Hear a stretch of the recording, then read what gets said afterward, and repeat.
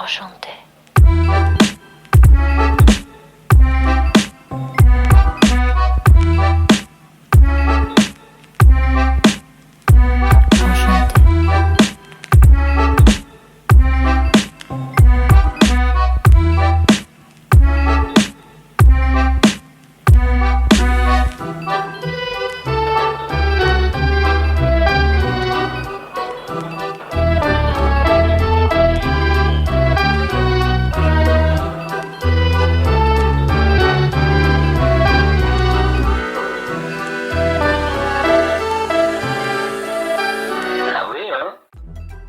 Hi everyone, welcome back to this boys channel.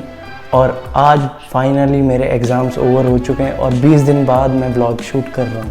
सो अब finally मैं थोड़ा सीरियस हो जाऊँगा और यूट्यूब पे मेरी वीडियोस रेगुलर आया करेंगी। ये वीडियो आपके लिए, अगर आप एक स्टूडेंट हैं या फिर एक कॉलेज गोइंग स्टूडेंट है, वो मैटर नहीं करता, बस आप स्टूडेंट होने चाहिए। तो क्योंकि मेरे एग्ज़ाम ओवर हुए हैं तो मैंने सोचा क्यों ना मैं आप लोगों को वो टिप्स एंड ट्रिक्स शेयर करूँ जिससे कि मैं पढ़ता हूँ और लिटरली मैं एक दिन के अंदर, हाँ पूरा तो नहीं हो पाता लेकिन खैर इतना हो जाता है कि मैं नेक्स्ट एग्ज़ाम के अंदर पास हो जाऊँ।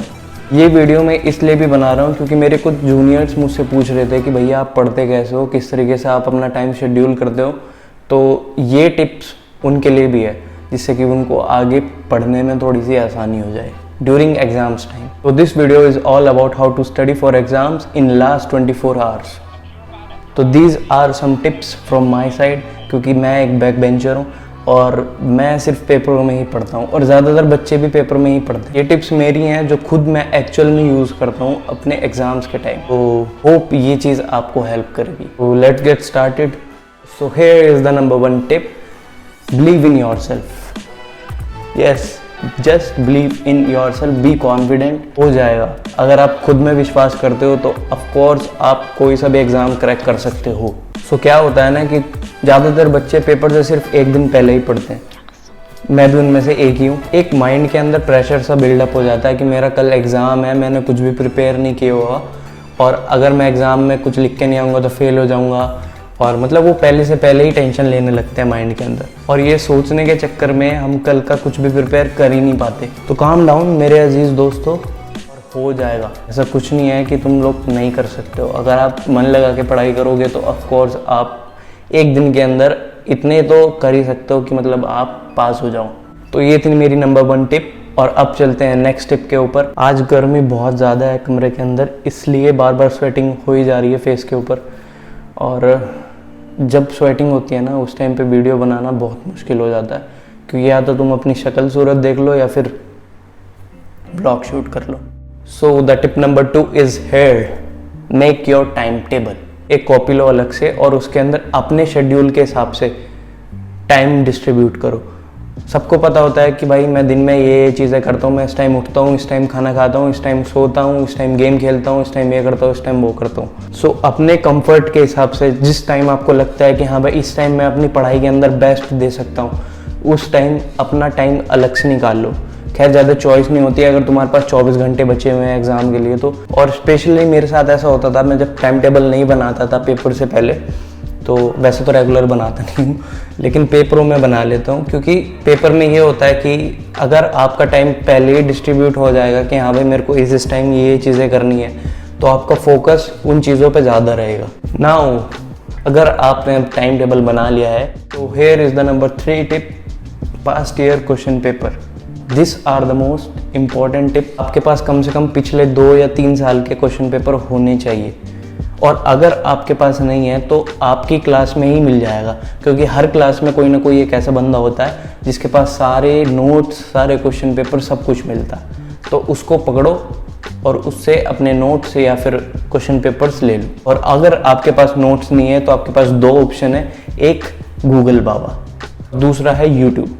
यूट्यूब पर सब मिलता है बाबा, सब मिलता है। यूट्यूब के ऊपर सब मिलता है भैया, सब मिलता है। अगर आप कोई सा टॉपिक आपके मतलब दिमाग में नहीं बैठ रहा तो YouTube पे डायरेक्ट सर्च मारो, वहाँ पर बहुत सारी वीडियोस आ जाएंगी और वहाँ से आप जल्दी इजीली समझ भी पाओगे। हाँ लेकिन कुछ और सर्च मत मारना, अगर कुछ और सर्च मारोगे ना तो फिर तो भैया गए, क्योंकि फिर तुम पढ़ोगे नहीं, फिर उसी के अंदर कुछ ना कुछ करते रहो। एक बार अगर आप कंसेप्ट समझ गए तो ऑफ कोर्स आप कुछ भी लिख सकते हो, फिर तो बना के ही लिखना होता है, और ज़्यादातर बच्चे बना के ही लिखते हैं। कोई ऐसा नहीं होता कि हाँ भाई रटी रटाई, एक्सेप्ट टॉपर्स, हाँ ये चीज़ रट लिया है और ना वही तारे जा रहे हैं भाई, फुल स्पीड में एकदम धा धा धा धा। तो टिप नंबर 4 से पहले मैं आप लोगों को कुछ दिखाना चाहता हूँ। मेरे पिछले व्लॉग में आपने देखा होगा कि यहाँ मेरे शूज़ बाहर छोटे छोटे पप्पी हैं तो उन्होंने ख़राब कर दिए थे।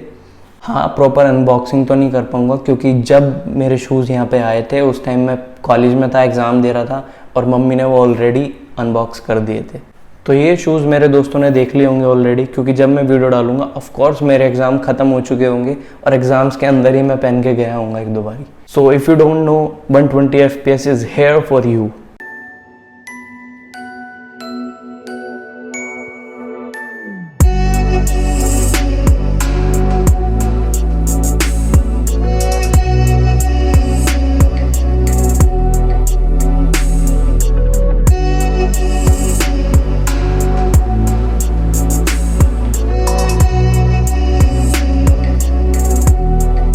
तो ये शो का बी रोल आपको कैसा लगा आप लोग कमेंट में मेरे को बता सकते हो।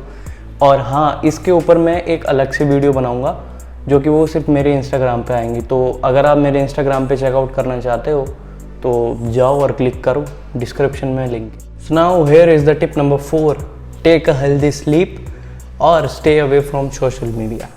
यस, मुझे पता है इन टिप्स को फॉलो करना सबसे हार्ड है, जितनी भी टिप्स मैंने बताई हैं अभी तक, लेकिन ये सबसे मेन टिप्स है। और अगर आप इनको फॉलो नहीं करोगे तो फिर भैया गड़बड़ हो जाएगी और एग्ज़ाम आप अच्छे से नहीं दे पाओगे। क्योंकि अगर आप सोओगे नहीं तो पढ़ाई कैसे करोगे, और अगर आप फ़ोन चलाओगे तो भी पढ़ाई कैसे करोगे, ये मुझे आप बताएं। तो यूजुअली क्या होता है, मेरे साथ भी ये चीज़ बहुत बार होती है, क्योंकि अगर मैं फ़ोन लेके बैठ जाता हूँ हाथ में और इंस्टाग्राम मैंने खोल लिया गलती से, तो भैया रील्स देखने बैठ जाता हूँ। और रील्स इतनी आती है इंस्टाग्राम पे, अगर आप एक स्क्रॉल करोगे फिर तो आप करते रहोगे, और फिर जो टाइम की बैंड बजने वाली है ना, टाइम के साथ साथ बाद में फिर आपकी भी बजेगी, क्योंकि आप कुछ प्रिपेयर नहीं कर पाओगे। 1-1.5 घंटा कैसे निकल जाएगा आपको पता भी नहीं लगेगा। तो इसलिए स्टे अवे फ्रॉम फ़ोन बहुत ज़रूरी है। एक अपना वही टाइम टेबल में शेड्यूल बना लो कि हाँ भाई मैं इस टाइम से इस टाइम तक सिर्फ फ़ोन ही चलाऊँगा। तो भैया यहाँ पे आपको टाइम वेस्ट नहीं करना बिल्कुल भी। कम से कम 6-7 घंटे की नींद लेना तो बहुत ज़रूरी है। अगर आप सोओगे नहीं 6-7 घंटे तो आप जब सुबह उठोगे ना, कि हम ये सोचते हैं कि भाई सुबह उठेंगे और सुबह जल्दी उठ के सब पढ़ लेंगे, एकदम सब तैयार करेंगे।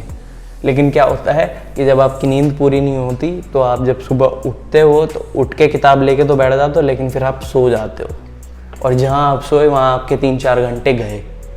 और फिर आप उठते हो और अपना माथा पीटते हो, भैया ये क्या कर लिया मैंने, ये क्या कर लिया, क्या करूँगा अब मैं। तो उस चीज़ को अवॉइड करने के लिए सोना ज़रूरी है। तो भैया सो बिंदास, ज़्यादा नहीं सोना। अगर आप 6-7 घंटे ज़्यादा सोओगे तो भी आपका टाइम वेस्ट ही होने वाला है। तो भैया देख रहे हो, संभल के चलना पड़ता है जब आपके एग्ज़ाम चल रहे हों तो एक्चुअल में, ठीक है। तो अब बढ़ते हैं लास्ट एंड फाइनल टिप के पास। वंस इट ओवर, सोचना बंद कर दो। और ये टिप बहुत ज़रूरी है उन लोगों के लिए जो कि सोचते हैं कि यार एग्ज़ाम अच्छा नहीं गया, कि भैया हमारी तो ज़िंदगी ख़राब हो गई, अब हम क्या कर लेंगे। तुम बताओ,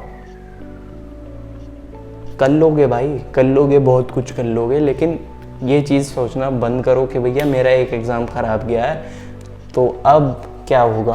क्या होता है कि जब हमारा कोई एग्ज़ाम अच्छा नहीं गया होता तो हम सोचने लग जाते हैं कि भाई मेरा तो एग्ज़ाम ही अच्छा नहीं गया, अब मैं क्या करूँगा, कल का एग्ज़ाम कैसे करूँगा। उस चक्कर में जो आपका अगला एग्ज़ाम होता है ना, उसको आप प्रिपेयर ही नहीं कर पाते। तो आप उसको प्रिपेयर ही नहीं कर पाओगे इस टेंशन में कि मेरा पिछला एग्ज़ाम अच्छा नहीं गया, तो वो वेस्ट ऑफ टाइम है, नो यूज़। तो फेलियर के बाद ही सक्सेस मिलती है। तो ये मत सोचो कि भैया अब तो मैं फेल हो गया, अब मैं क्या करूँ क्या ना करूँ। Don't burden your mind, okay. हाँ, वो बात अलग है अगर आपका चाचा या मामा विधायक हो तो। No, don't go to the dark path. Success पाने के लिए आपको फेल होना बहुत ज़रूरी है और आपको फेल होने की अहमियत पता लगनी ज़रूरी है कि भैया क्या होता है।